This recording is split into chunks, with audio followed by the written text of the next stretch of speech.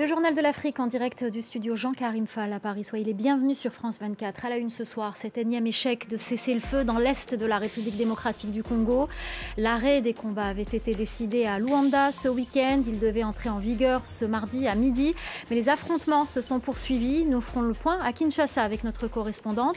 Et nous serons en direct avec Patrick Mouyaya, ministre et porte-parole du gouvernement. La flambée des prix en République du Congo. Le prix de certains aliments de base fixés par le gouvernement n'est pas censé augmenter, mais vous verrez que sur le terrain, la réalité est différente. Reportage à suivre. Le cyclone tropical Freddy, de retour à Madagascar, il réalise une trajectoire en boucle très rare selon les météorologistes.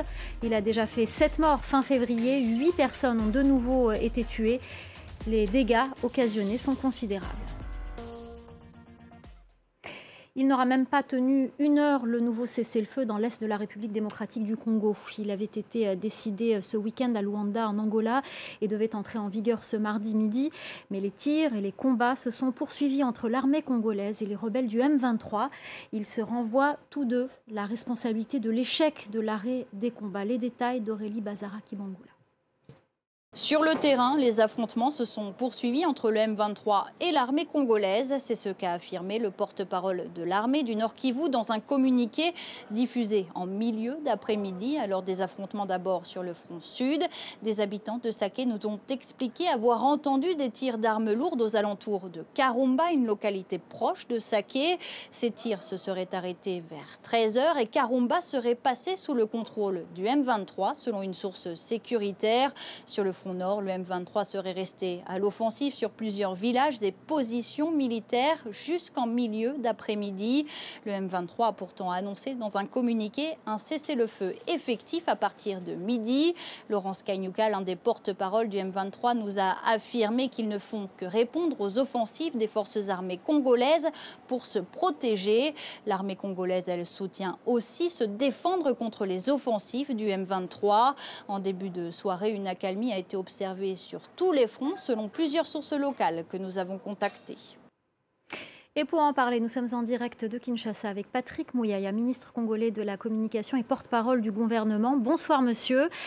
C'est le troisième cessez-le-feu qui échoue dans la région depuis novembre. Qu'avez-vous à dire aux populations fatiguées de ces combats et à qui on promet depuis plus de 20 ans la paix sans résultat? Écoutez, aux populations, d'abord, nous disons notre solidarité et notre engagement sans faille derrière le président de la République pour amener la paix dans cette partie du territoire national.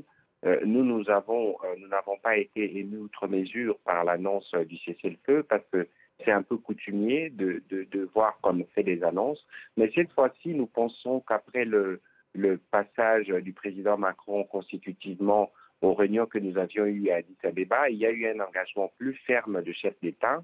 C'est ce qui a justifié, par exemple, que le président Lorenzo a reçu les commandements du M23 pour leur notifier la décision qui a été prise. Attendons voir dans les jours qui viennent. Mais de toute façon, pour nous, c'est les cessez-le-feu, le retrait, le cantonnement et puis le programme de désarmement et de réinsertion. C'est cela le plan et nous y tenons.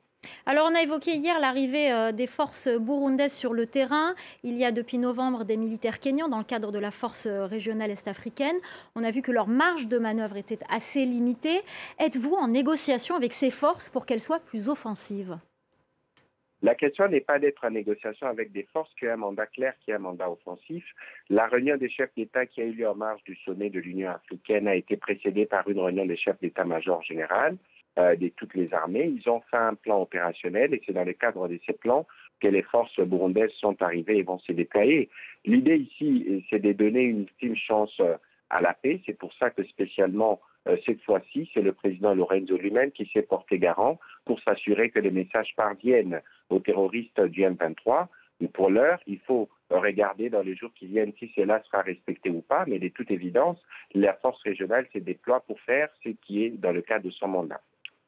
Alors, on accuse ces derniers mois régulièrement les forces armées de la République démocratique du Congo de fermer les yeux sur l'implication de certains groupes armés comme les Maï-Maï dans leur combat contre le M23 et même de s'en servir comme des supplétifs.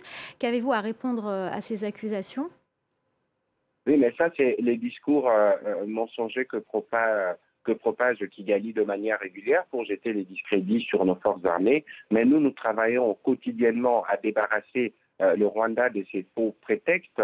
Hier, on parlait des FDLR, on a parlé d'un pseudo-génocide en cours en République démocratique du Congo. Maintenant, on veut inventer des accusations pour discréditer notre... L'armée congolaise combat tous les groupes armés sur le terrain ou uniquement le M23? Écoutez, il y a une menace principale qui est celle du M23 apportée par le Rwanda qui perturbe tous les plans. Il faut rappeler ici que tous les groupes armés opérant en République démocratique du Congo ont à 3 reprises travaillé avec le président Uhuru Kenyatta qui a été désigné comme médiateur et tous ont accepté les principes de déposer des dépôts des armes.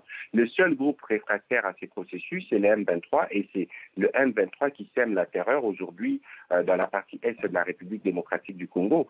Ici, nous tenons au retour de la paix dans cette partie du pays et ce souci a été partagé par tous les chefs d'État de la région, notamment le président Macron qui a dit que cette fois-ci, si le plan n'était pas respecté, la France prenait des sanctions. Est-ce que vous pensez qu'on va aller vers des sanctions, notamment sur le Rwanda, par exemple? En tout cas, le président Macron l'a dit à Kinshasa, et à Kinshasa, nous attendons de le prendre au mot. Nous croyons tous à l'aboutissement du processus. Nous espérons que cela va se tenir. Dans l'hypothèse où cela ne se tient pas, les respects n'est pas assuré, le président Macron lui-même apparaît des sanctions et nous attendons de voir en ce moment-là quelle décision il prendra pour être sûr qu'il a lui aussi contribué aux efforts en cours dans la région pour le retour de la paix dans l'Est de la RDC. Alors le gouvernement avait parlé de refonte de l'armée et de formation de nouvelles recrues. Où est-ce que ça en est? C'est un programme en cours. Nous avons enregistré au moins 10 à 15 000 recrues. Mais vous savez, une armée ne se forme pas en un clic. C'est un processus qui durera 6 ou 9 mois. Mais nous sommes engagés à assurer la réforme de nos forces armées. Il y a une loi de programmation militaire inédite qui a été adoptée. Il y a des vagues de formation qui sont en cours. Les jeunes Congolais ont plutôt massivement et favorablement répondu à l'appel du président de la République. Nous nous y tenons et nous espérons que notre objectif sera atteint dans les prochains mois et que d'autres jeunes se mobiliseront davantage pour venir à la défense de la patrie. Donc dans les prochains mois, on pourra avoir des nouvelles recrues sur le terrain dans l'Est du pays? Les moments venus, ils se sont enrôlés dans l'armée pour défendre les territoires nationaux. Si les circonstances, les conditions l'exigent, c'est le travail qu'ils feront. Alors Patrick Muyaya, lors de la conférence de presse commune entre Emmanuel Macron et le président Tshisekedi, le président congolais a donc émis la possibilité d'un report du scrutin en raison de la crise et la situation sécuritaire dans l'est du pays. Au vu des échecs des cessez-le-feu, est-ce que cette option est fortement envisagée? Les élections se tiendront-elles par exemple, en 2024 au lieu de 2023? Écoutez, l'engagement du président de la République pour la tenue des élections dans les délais constitutionnels est resté très ferme. Mais aujourd'hui, le président de la République, en les disant, il lance une alerte parce qu'il y a 500 000 compatriotes qui ne sont pas dans leur logis. Le processus d'enrôlement est compliqué. Et depuis le mois de juillet de l'année dernière que nous avons commencé les processus de discussion avec le Rwanda autour du M23, la situation sur le terrain ne s'améliore pas parce que le Rwanda ne tient pas ses engagements. Et donc, le président de la République a raison de tirer cette sonnette d'alarme pour que la France, pour que les États-Unis, pour que tous nos partenaires qui nous regardent sur ce point commun, d'ailleurs, valeur partagée de la tenue des élections pour la consolidation de la démocratie, puissent utiliser les moyens à leur disposition, pourquoi pas les sanctions, pour contraindre le Rwanda à stopper les soutiens M23 et à permettre les déroulements dans la quiétude du processus électoral. Toujours dans cette conférence de presse, le président de la République a été très précis en disant au président Macron que le soutien qui doit arriver doit être un soutien qui doit permettre aux compatriotes de rentrer dans leur domicile respectif parce que nous tenons à faire ces élections dans les délais. C'est une alerte qui a été lancée. Nous espérons que toutes les grandes puissances s'impliqueront davantage pour nous assurer que ces processus tiennent dans les délais suivant le calendrier prévu par la CENI. Alors visiblement, il n'y a pas que la crise dans l'Est du pays qui pourrait provoquer ce retard. La CENI, justement, a accusé le gouvernement de ne pas mettre les moyens justement financiers pour l'organisation de ce scrutin. Écoutez, le président de la CENI tirait une sonnette d'alarme pour vous dire, et d'ailleurs à ses propos, il a discuté avec son collègue de finances, il ne devrait pas y avoir de problème par rapport au financement des élections. C'est vrai qu'il peut y avoir des difficultés des trésoreries, mais cela n'empêche à rien la CENI de continuer son travail parce que le gouvernement, suivant le plan de décaissement qui avait été conçu, la CENI reçoit régulièrement des prévisions qui dépassent ses besoins immédiats. Et donc, il tirait la sonnette de l'alarme et les messages ont été captés. De ces côtés-là, il ne devrait pas y avoir des inquiétudes. Le gouvernement tiendra sa part d'engagement pour que ces élections se tiennent dans les délais prévus. Alors, si ces élections ne se tiennent pas dans les délais prévus, on peut se permettre de le penser, puisque le président Tshisekedi a lui-même évoqué cette possibilité. Ne craignez-vous pas finalement que cela donne raison au président rwandais, à Paul Kagame, qui ne cesse de répéter que la feuille de route du président Tshisekedi est de laisser pourrir la situation pour justement reporter le scrutin? Le président rwandais est très mal placé pour parler d'élections ou de démocratie parce que dans son pays, il n'en existe pas. Il est élu à plus de 90%. Je ne pense pas que ce soit le sujet favori qu'il devrait aborder publiquement. Aujourd'hui, il est clair que la menace, je vous l'ai dit tout à l'heure et vous pouvez vérifier, vous avez parlé des 3 cessez-le-feu non respectés. Tous savons, et les Américains l'ont dit dans leur dernier communiqué, que le Rwanda devait retirer ses troupes de la République démocratique du Congo. Ce qui complexifie la situation, c'est la situation sécuritaire.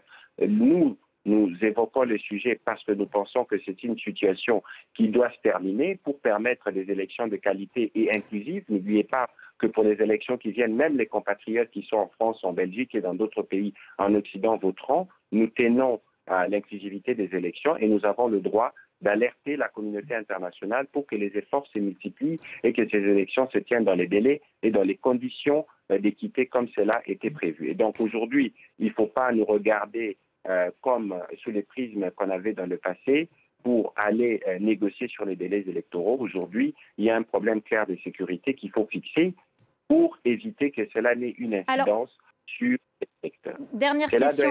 Dernière question, quelles sont vos relations avec le Rwanda? On note qu'il y a de nombreuses accusations, que les tensions sont là, mais est-ce que le président Tshisekedi parle toujours au président Kagame?